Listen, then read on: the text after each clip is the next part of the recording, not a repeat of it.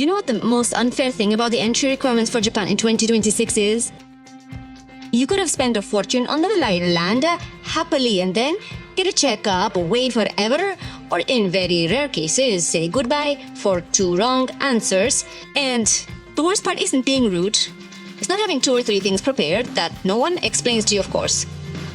Today, I'm going to tell you the real requirements for entering Japan in 2026 without drama or stories. What can immigration ask you for?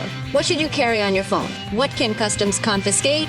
And the changes that are coming so that you don't get caught out at the airport. And stay until the end because there are a couple of silly details that seem like a lie and then end up ruining your tax-free experience. Passport stamps or medication. If you're planning your trip to Japan right now, this video will save you time, money, and an unnecessary scare. And if you're traveling with your family, even more so.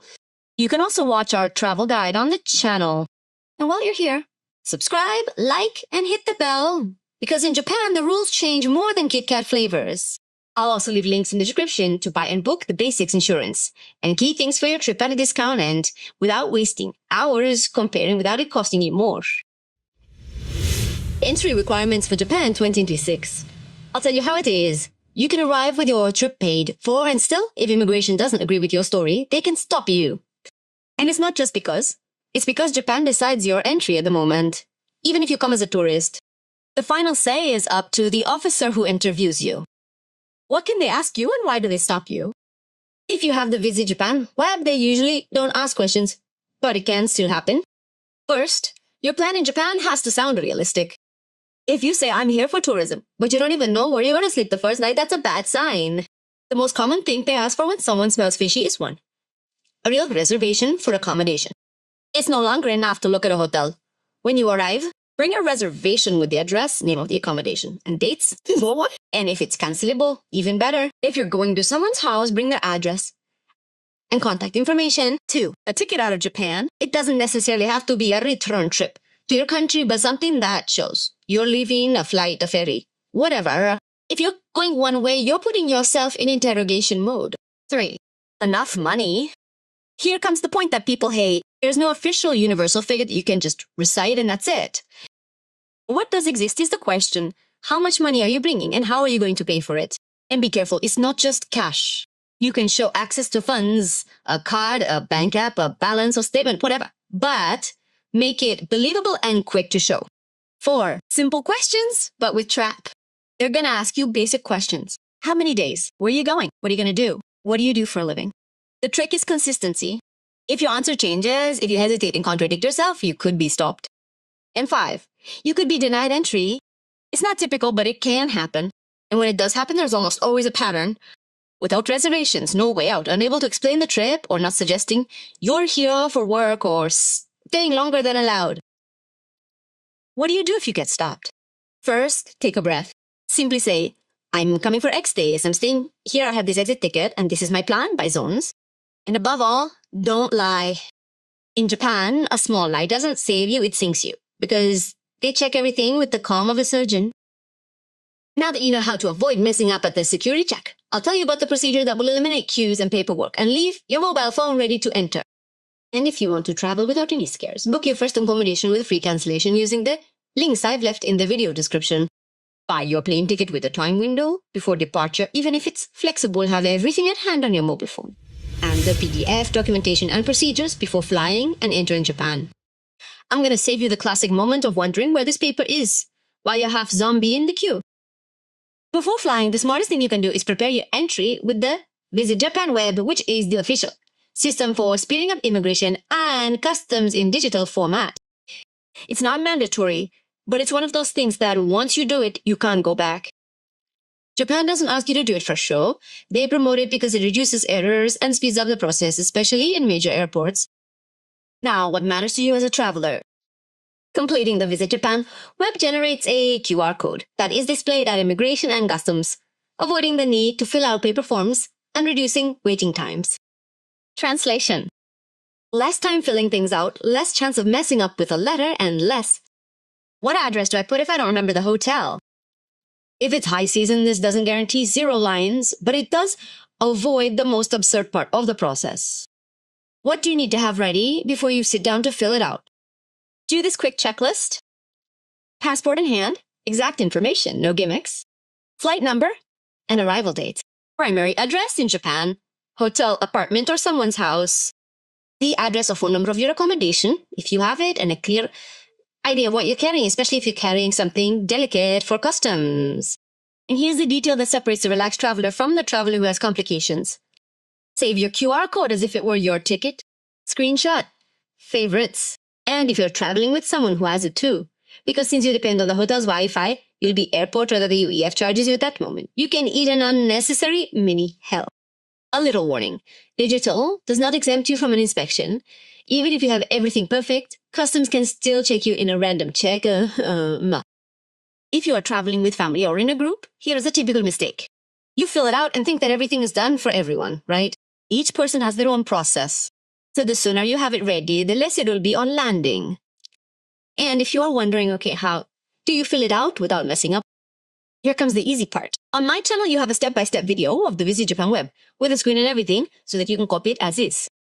And since you are seriously organizing the trip, book the basics in advance, accommodation and internet. And if you want to go without any surprises, buy a decent travel insurance with health before flying. I'll leave you in the description of the video travel insurance with a discount of 5 to 20% and in the pinned comment some more. If you are enjoying this video, subscribe, give it a like, and hit the little bell. Let's continue. Access and enter Japan quickly with automated control. Now comes the turbo mode to enter Japan, but with a catch that people exploit when they are already shopping. First, an idea.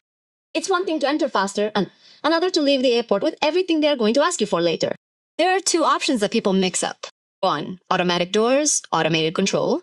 In some airports, you can go through automatic doors for entry control. It's faster, there's less chatter and fewer lines. 2. Trust Your Traveler Program or TTP. This is not, I got the QR code and I'm a VIP. This is for people who travel very often and go through a registration process. If they approve you, you enter using lanes and doors as if you were a regular customer. And now comes the important part, what they don't tell you. The stamp trap. You can enter and still get confused. If you use automatic doors for entry control, this can happen to you. Your passport doesn't receive the entry verification stamp. Does it prevent you from entering? Doesn't it prevent you from... Can it bother you later? Yes, in very specific cases. A typical example, tax-free shopping. In Japan, many tax-free shops need to verify that you are eligible, and if you don't have the stamp, they can send you away with a look of, I can't do it. Another, to redeem the JRP or regional passes, they check that you have the temporary visitor stamp. A simple 10-second solution with no problems. If at that moment you don't remember that you have to go through the manual agent, and you end up going through the automatic gate, tell the officer, I need the entry verification stamp before reaching customs, and they will give it to you, although of course they may even make you wait a while. Before going through immigration, are you going to buy tax-free in Japan? Then go through the manual agent and check if you have the stamp. If not, ask for it there. Do you want the stamp as a souvenir or for paperwork? Still, request it. No cost, just hassle avoided. If you're in a hurry, perfect, but hurry wisely. The stamp is requested at the airport before going through customs, not when you're already in Shibuya or you've left the airport. About the Trusted Traveler Program. The Trusted Travel Program, or TT to cut, exists and is real and official, but not for my first trip to Japan. If you're going as a regular tourist, stick with this. Your best realistic quick access is to do the digital paperwork well. And yes, this is where the Visit Japan web fits in, which has it explained, as I said, step by step in a video on my channel. And be careful, even with the TTP or automatic doors, the same rule applies. If you need a stamp for something, ask for it. Customs and your entry to Japan 2026. This block is where I tell you that they can ruin your trip without you having done anything wrong, because in Japan there are things that are normal in Europe, Latin America, or the United States, and they don't consider them the same there. I'll start with what's most confusing. Innocent food and products that can be confiscated. If you're carrying meat or meat products, think of it as an automatic no. Ham, chorizo, salami, fouet, cecina, sausages, meat in broth, snacks with meat, even sandwiches with ham is a key. It doesn't matter if it's vacuum packed, cooked, duty-free, or just a little bit. The animal quarantine policy warns that they can inspect your luggage, confiscate it, and fine you if you enter with undeclared or illegal meat products. And with plants, seeds, fruits, and vegetables, Japan is also getting serious. To bring in plants or plant products, a phytosanitary certificate from the country of origin is usually required, and you must pass an inspection, even in personal luggage. If you don't show it, it will usually be taken away.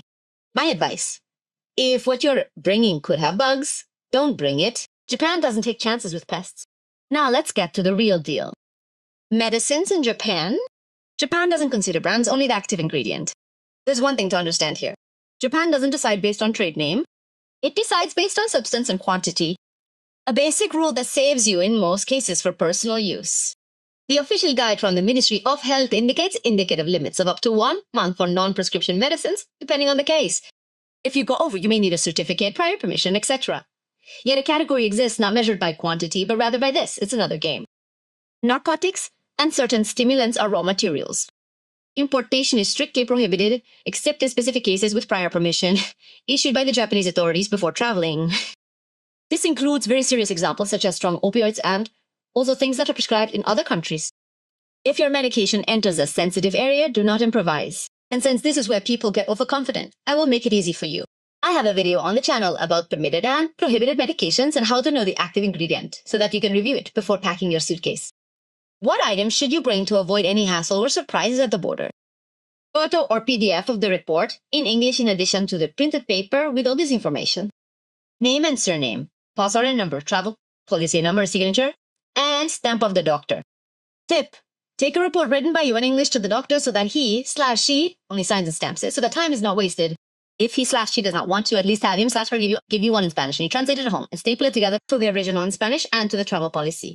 By the way, I'll leave you in the description with discounts of 5 to 20% for watching our video, and I'll leave you some more with discounts in the pinned comment. Cash in Japan. When declaring, if you enter or leave with more than 1 million yen or equivalent means of payment, Japan requires a customs declaration. Close this block with a phrase that I want tattooed on your head. Japan does not punish those who make mistakes due to nerves. It punishes those who hide or enter with something that is clearly restricted. So order, clarity, and zero tolerance to see if it works. Health insurance in Japan? Yes or no? Japan plays both sides here.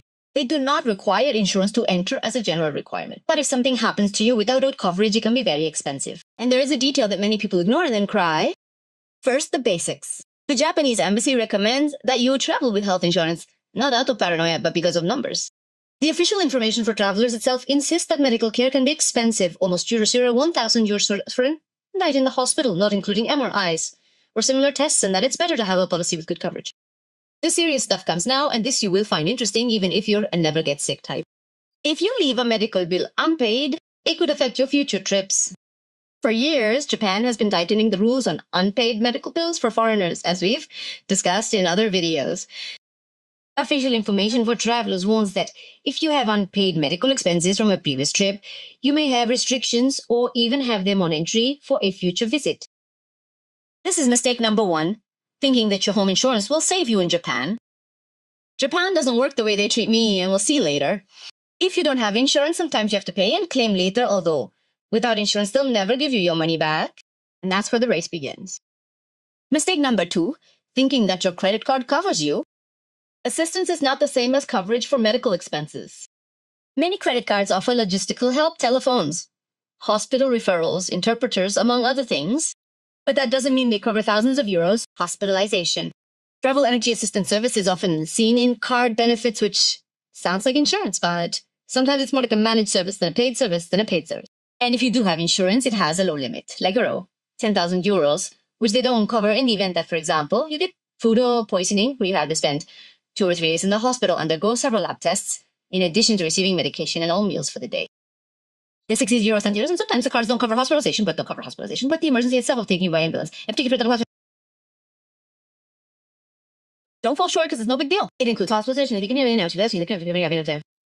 By the way, keep this in mind. You can get travel insurance with medical expenses. Don't fall short because it's no big deal anyway. It includes hospitalization, tests, and an ambulance. And if you can, a cashless payment option without having to pay in advance. Or assistance that guides you to the right hospital, like Himando, which we'll show you in the description with discounts of 5 to 20% for watching our video. By the way, keep this in mind. You can get travel insurance with medical expenses from the moment you purchase your plane ticket, even many months in advance. Travel insurance for tours and activities. More and more activities and excursions, especially those involving nature or adventure, may require travel health insurance to allow you to participate. And if you don't have it, you risk you can't do that activity even though you paid for it. What's the minimum to avoid getting into trouble? Take out a policy that you can show on your phone in English with your name and clear coverage. Japan doesn't ask you for insurance at the entrance, but the trip changes if you twist your ankle in a shrine with endless stairs, get sick in the middle of Kyoto, or something stupid happens to you. So my advice is simple. Insurance is not for the brave. It's for the smart. If this is helping you, subscribe, like, and hit the bell. And if you want to support the channel without it costing you anything extra, buy and book from the links in the description. Let's continue. Visa requirements or visas to enter Japan. Here comes the most confusing part. Not needing a visa does not mean I'm already in. In Japan, a visa, if you need one, is just a prerequisite. The actual entry is given to you by immigration when you land with your landing permit and your residence status. If you come from Spain or many countries in Europe, Latin America, or the United States, you usually enter as a temporary visitor without tourist visa, and they give you up to 90 days. But be careful, not all countries have 90 days. In some cases, the exemption depends on the type of passport, for example, e-passport, or specific notes. And now the fine print that almost no one says out loud. Temporary visitor is for tourism, visits, and basic business, but it does not include paid activities. It means, yes, I'm traveling, but I'll be working and getting paid, right? And if my nationality does require notification, then you go into paperwork mode. It is processed in advance through the corresponding embassy or consulate, and Japan reminds you of something very clear. You do not get the visa upon arrival. There is also the Japan and visa system for certain cases of short-stay tourist visas, depending on the country where you reside, and a detail that saves you scares even with a visa. Japan states in writing that the visa does not guarantee entry. The final decision is always at immigration control upon landing. So your trip is tight on documentation. This is where the drama usually begins. If you want to go quickly and without errors in the digital process, more useful for everyone, I have a video on my channel with a step-by-step guide on the Visit Japan web so that you don't get confused and don't waste time in queues. And if you want to go all out, in the description I'll leave you options to book insurance by or without a physical passport and leave your trip tied up without headaches. Entry authorization to Japan. Japan is preparing its own electronic authorization prior to travel called GESTA, as we've discussed in other videos months ago. And the idea is very simple. Before you fly, Japan wants to look at your information. In other words, it's not a classic visa, but it would be a mandatory step for travelers from countries that currently allow visa-free entry, such as Europe, Latin America, or the United States. You fill out an online form, send your information, and if they approve you, you fly. If not, they won't even let you board. And be careful, this isn't a rumor or something I made up. Official documents from the Japanese immigration system talk about introducing GESTA in fiscal year 2028. In other words, it's not for your 2026 trip, but it is real enough that you should have it on your radar right now in case you travel later. And there's also something else that's been mentioned in the Japanese press, that this system could have a fee. I won't give you a specific figure because this could change, but the idea is this. Digital process, possible payment and authorization before flying. So, what do you do with this information without going crazy? 1, if you're traveling in 2026, your mindset has to be have everything ready before boarding the plane. 2, while GESTA doesn't arrive, what does exist and saves you time is the Visit Japan web, which gives you the QR code for immigration and customs. And yes, as I've said several times, I have the video on the channel with the step-by-step with a screen because it's the typical process that seems easy until you make a mistake in a box and you're too lazy to fix it. And 3, if you're watching this video for a trip in 2 years, perfect, because when GESTA is activated, those who are late will go to the back of the line and those who are ready will pass. Taxes entry to Japan and associated costs. This won't stop you from entering, but it will alter your budget unexpectedly as it's cleverly disguised and the cost increases with more people, In Japan, there is an international tourist tax, the typical one that people call the sayonara tax, which we have talked about on other occasions. And it works like this. It is paid when you leave the country and not when you arrive. Most importantly, the fee is charged for every international departure from Japan by plane or ship. Normally, it is already included in the price of the ticket. Well, you don't see it as a separate payment, but it's there. Today, the tax is 1,000 yen, but in the 2026 tax proposal, it appears to be raised to 3,000 yen. And surely now there will be someone who says, that's nothing, I'm not going to go bankrupt. Okay, that's true. But everyone has their own budget, and if you go with your family, it throws you off balance. It's 3,000 yen per person when you leave. multiply it by 4 or 5, and it hurts enough without you remembering me at passport control. And most importantly, it would apply from July 1, 2026. There may be transition rules, depending on when you buy the ticket. This happens a lot with taxes on tickets. So if your flight is right around those change dates, check the ticket breakdown or assume it may vary. Tourist houses in Japan. In cities with a lot of tourism, local taxes are tightened. For example, Kyoto has a lodging tax, and from March 1, 2026, the system is changing with sections that can reach up to 10,000 yen per person per night in expensive accommodations. If you're on a tight budget, these little things are what will throw your trip off balance. If you're using this video to travel with everything tied up, subscribe, like, and activate the bell. And when I leave you the links and tools in the description, take advantage of them to book and buy wisely. Customs and tax-free in Japan are changing in 2026. Until now, tax-free in Japan was very convenient. You showed your passport in the store with your stamp, they would remove the tax, and that was it. Well, that changes. Starting November 1, 2026, Japan will implement a refund type system. That is, you buy by paying with tax included, and the refund comes later when it is confirmed that you are taking the products out of the country. And here is the important part, the one that can ruin your plan if you buy and forget because the practice changes. You pay the full price in the store with tax. When you leave Japan, customs has to confirm that the products are leaving with you. Only after receiving that confirmation will the store proceed to activate the refund. It will no longer be a discounted too, rather it will be a pay first and prove later. The fact that almost no one will pay you. The thing that hurts the most is that customs confirmation must be made within 90 days of purchase. And pay attention to this, guys. It is said that if there are several items on the same receipt and one is missing, at the time of inspection, the entire receipt may not be validated. Yes, you heard right, the entire receipt. This is important for people who buy crazy things. Be careful not to separate things, give things away before flying. Or I put it in another suitcase that I checked and now I don't know where it is. It is the new system. The classic distraction of consumables vs. non-consumables for tax-free is eliminated. The limit that existed for consumables, the 500,000 yen cap, is eliminated. And the obligation to have special packaging for consumables, the typical sealed plastic in a transparent bag with a red string that you are not going to open, is eliminated. There won't be as many sealed bag circus, but there will be more exit control.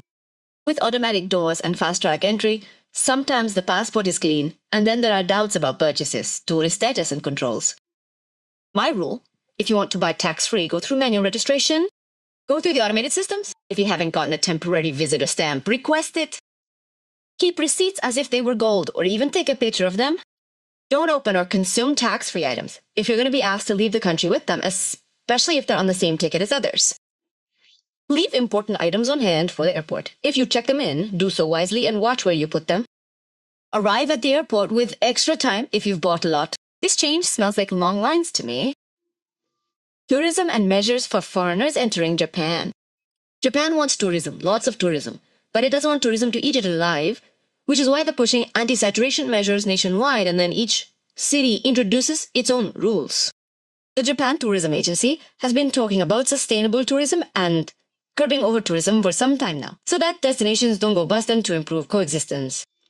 First, more rules for coexistence in hot areas. Here's the twist. These aren't tourist requirements, entrance fee, but if you skip it, you become the tourist they complain about. And that's exactly what they're trying to shorten. A very clear example is Kyoto. They're raising and adjusting lodging taxes to manage tourist pressure and fund local media.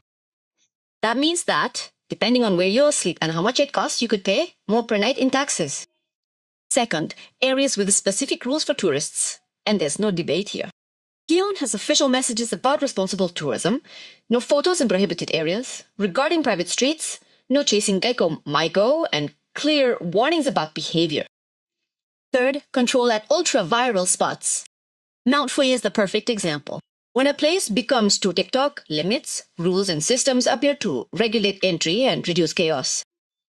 If you're going to mega famous, places go early or late. The beautiful time for everyone is the same for the entire planet. Respect signs even if you don't understand Japanese. If there's a big no, it's universal. Don't block passageways, doors, platforms, or sit on the floor of stations. In Japan, that's not allowed. It's about resting. It's about getting away. If you want to see traditional bars, go with the mindset of a guest, not a paparazzi. The difference is noticeable from miles away. I have a plan B in less crowded areas. Japan off the beaten path is still Japan, but without the hassle. And now, if you want to travel with everything under control, you have my Visit Japan video on the channel to get in faster, and the one about medication so you don't risk it at customs, and all the links in the description and in the pinned comment. Subscribe, like, and hit the bell. And if you want to hype the content, great. I really appreciate it. See you in the next video.